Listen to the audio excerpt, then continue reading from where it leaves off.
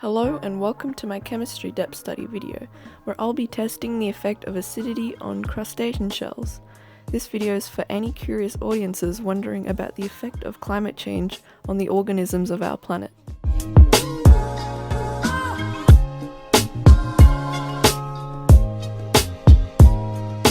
The inquiry question for this experiment is to determine how acidity affects the integrity of crustacean shells, but more specifically for us, prawn shells. Now you may be wondering, why do we need to be concerned with this question? Well, it is important to know that gases in our atmosphere play an important role in the aquatic ecosystem, but rather than being in direct contact with organisms, they are diffused into water and dispersed throughout the ocean. Carbon dioxide diffuses into the ocean, creates carbonic acid, and eventually becomes calcium carbonate, which helps with coral growth and builds up crustacean shells. Calcium carbonate is essential to the survival of crustaceans because it strengthens their exoskeleton, which provides protection of their vulnerable internal organs. Now you may be thinking, there's no problem here, but there has been a change in global climate patterns throughout the years, which is commonly known as climate change. One of the big contributors to climate change is the increased carbon dioxide levels in the atmosphere, which causes a flow-on effect of negative impacts throughout our natural ecosystems, one of them being our oceans. The increased CO2 contributes more to the carbonic acid, which causes calcium carbonate to break down and our little calcium friends to disintegrate. The experiment is based on this principle of increasing carbon dioxide to create carbonic acid by comparing regular tap water to soda water, which is essentially carbonated water that contains carbonic acid. The independent variable for the experiment is the solution the shell is put in, either water or carbonic acid. The dependent variable was the thickness of the shell, which was measured with a micrometer, and the rigidity of the shell, which was measured with a digital force gauge. The controlled variables were the size and species of prawn, the volume of the solution the shell was put in, and the container the prawns were put in. My hypothesis for the experiment was that the shell would decrease in integrity in the carbonic acid.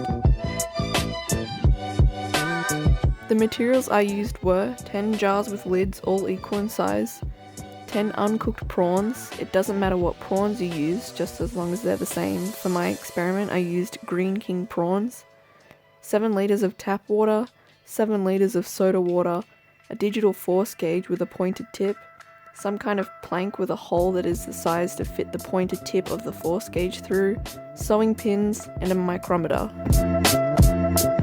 Glass jars can cause harm when broken into shards, so it is important to handle them with care and clean up breakages immediately after they occur. Prawns are biological material and may carry pathogens and other contaminants, so it is important to not ingest any material and to wash hands thoroughly after handling. To start off, I needed to prepare the shells. In order to do this, I cut the head and the tail off. Then I cut the prawn down the middle.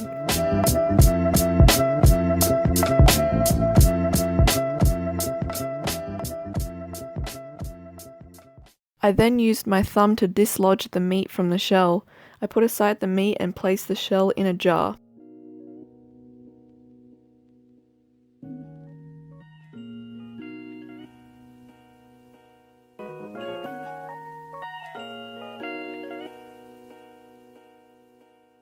I then did this another 9 times. I measured out 200 milliliters of tap water and placed it in a jar, and labeled the jar with the prawn number and the solution. I then closed the lid tightly. I did this for 4 other jars. I then measured out 200 milliliters of soda water and placed it in a jar, and labeled the jar with the prawn number and the solution. I then closed the lid tightly. I did this for 4 other jars.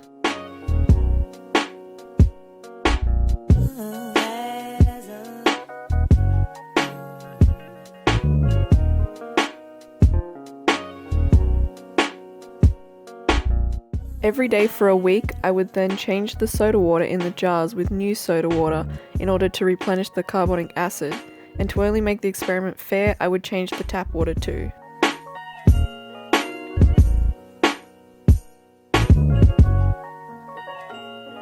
After a week, I took the prawns out and measured the thickness and the rigidity.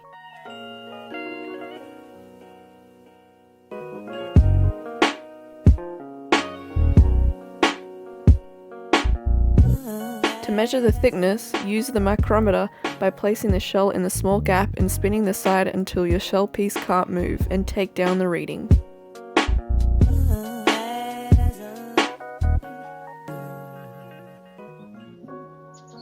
To measure the rigidity, pin one side of the shell to the plank over the hole.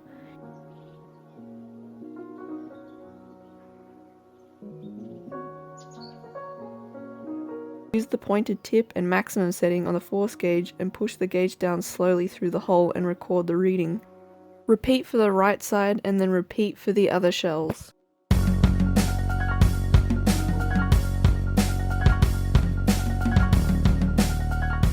The experiment found that the soda water did in fact affect the integrity of the shells. Without even using proper quantitative testing methods, it could already be seen that the tap water shells still remained somewhat rigid and brittle, whereas the soda water shells were flexible and soft and didn't hold their shape at all. The average for the thickness between the soda water and tap water was 0.036 millimeters, and the average rigidity between the solutions was 0.75 newtons, both in favor of the hypothesis. Although they seem like small differences, they are proportionally large because prawn shells are already quite small. The graphs show that for both tests, the results for the soda water are almost always smaller than the tap water. The data from my experiment supports my hypothesis and is therefore proven. Although I got these results, there are some possible problems with the validity and reliability of the experiment. The prawns were just assumed to begin with the same rigidity and thickness, but as biological organisms, it is likely that no one prawn is like the other, which could affect the control of the experiment. The flexibility of the soda water prawn shells made it hard to pin them to the board, and would flex into the hole when pressed in by the force gauge, which may have also affected the readings and the validity. There was also some systematic error in the experiment in that the force gauge was pressed down with human precision, meaning that every press may have been different, which could affect the readings collected. However, the error was minimized by only having one person use the gauge, which means a similar force was used when it was pushed down. Some ways to improve the experiment would be to definitely measure the before and after thicknesses in order to keep the experiment more controlled. Another way could be to measure all segments of the shell rather than just one.